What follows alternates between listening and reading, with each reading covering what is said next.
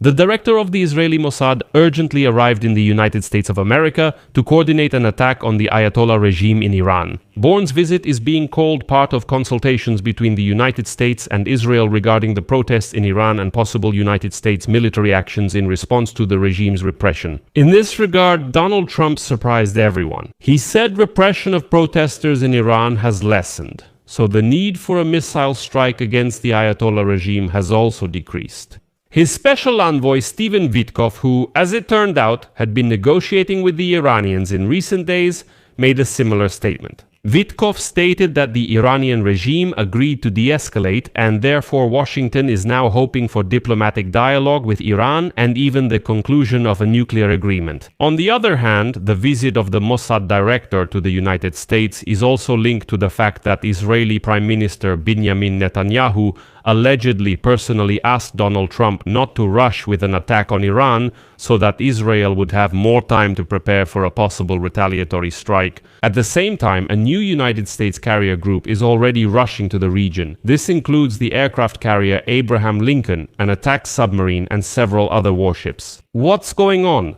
Did Trump reconsider attacking Iran? Or will there be a more sophisticated strike later?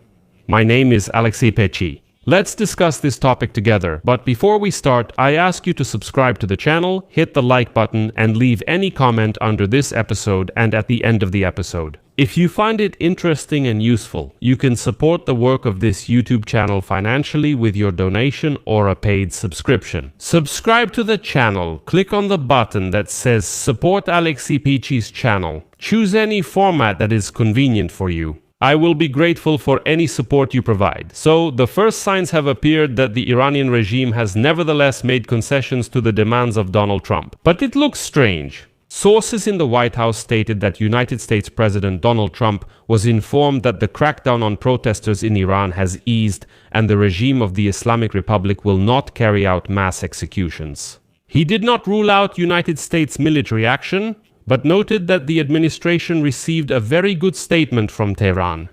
The head of Iran's Ministry of Foreign Affairs said that the government has no plans for mass executions of protesters, and Iranian state media reported on Thursday that 26-year-old protest participant Irfan Saltani will not be sentenced to hanging.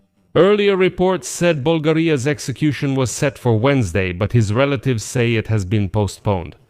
And after the United States president threatened that Washington is ready to intervene in the events to help the protesters by all means, up to and including a military strike. Oil and gold prices fell Thursday. But meanwhile, according to official data from the Iranian authorities, 2,435 protesters and 153 law enforcement officers were killed during the protests. But I emphasize, these are the official figures from the Iranian authorities. At the same time, the United States Secretary of the Treasury, Scott Bessent, called on Iranian officials to make the right choice, as the United States sees a clear outflow of currency from the country. Here is his quote: "The United States Treasury knows that, like rats fleeing a sinking ship, you are hastily transferring money stolen from Iranian families to banks all over the world. We'll find the money in you. It's not too late to choose." As President Trump said, stop the bloodshed and support the people of Iran. Well, now it becomes obvious that Trump has decided to wait and not launch a military operation yet. And here, new details have emerged.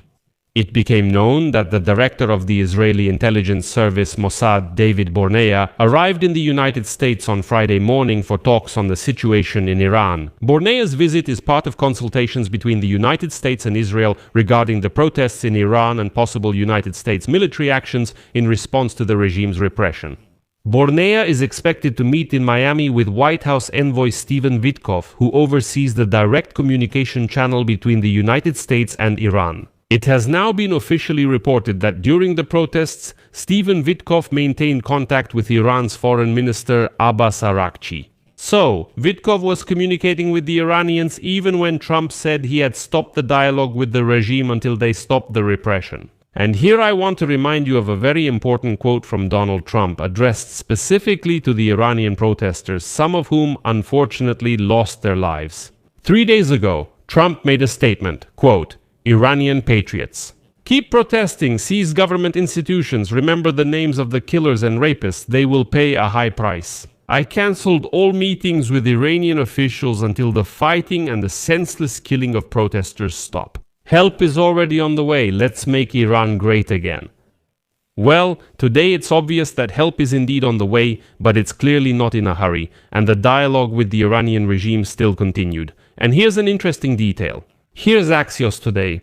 Bourne's trip took place after a phone conversation on Wednesday between Trump and Israeli Prime Minister Benjamin Netanyahu regarding the Iranian crisis. During the phone conversation, Netanyahu asked Trump to refrain from military action against Iran to give Israel more time to prepare for a possible retaliatory strike from Iran. An Israeli source reported that, in addition to concerns about retaliation, the current United States plan includes strikes on security force targets in Iran. But Israel does not consider it effective enough to significantly destabilize the regime. American officials state that military action is still possible if Iran resumes. Israeli officials believe that despite the delay, a United States military strike could happen in the coming days. But here is where an inconsistency arises.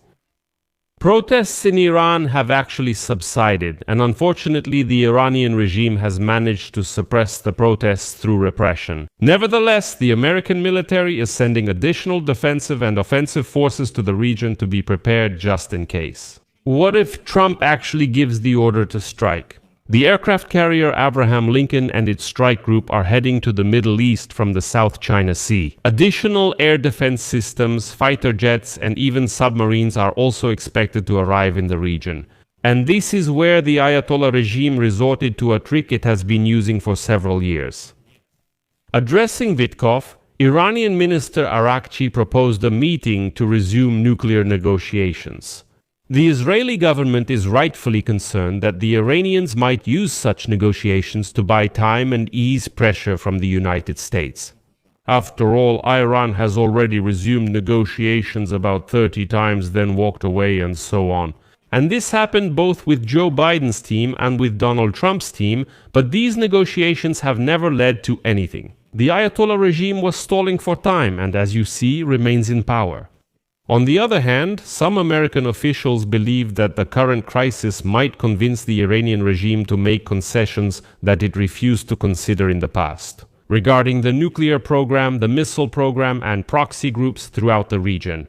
And now Stephen Witkoff himself admitted that the day before, he personally spoke with the Iranians about possible mass executions, and it was on Wednesday that the Iranians made a promise to Witkoff. And now, what I believe is shocking information. A quote from Axios. Stephen Witkoff stated that he hopes for the possibility of reaching a diplomatic solution with Iran, and he noted that any agreement would have to address the issues of uranium enrichment and stockpiles of enriched uranium in Iran, Iran's ballistic missile arsenal, and its network of proxies throughout the region. Stephen Witkoff said Iran's economy is struggling, and Tehran wants to improve it and rejoin the international community if the situation continues. This can be achieved through diplomatic means. The alternative would be bad, said Witkoff. And that's where the United States has stopped for now. They are once again sending troops to the region and once again preparing to negotiate with the Ayatollah regime. Although more and more experts and politicians insist that the regime is finished and just needs to be finished off. On the other hand, it's possible that the Trump administration is stalling to better prepare for a future attack, and Bourne's visit to the United States could be proof of that. But I'll leave it at that for now. Share your opinions and conclusions in the comments below this episode, subscribe to the channel, hit the bell, and don't forget to like. And as you remember, if you found this episode interesting or informative, you can support the work of this YouTube channel with your donation using the links and details in the description of this video. That's all for now. Take care of yourselves. Goodbye, everyone.